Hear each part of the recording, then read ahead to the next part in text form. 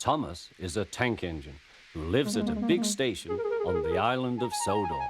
He's a cheeky little engine with 6 small wheels, a short stumpy funnel, a short stumpy boiler and a short stumpy dome.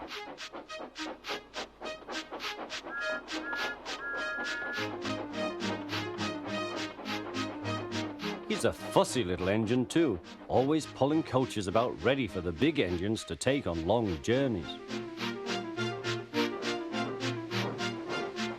And when trains come in, he pulls the empty coaches away so that the big engines can go and rest.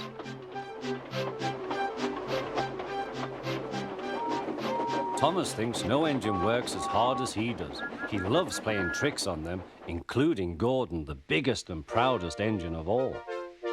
Thomas likes whistling rudely at him. "Wake up, lazy bones, why don't you work hard like me?"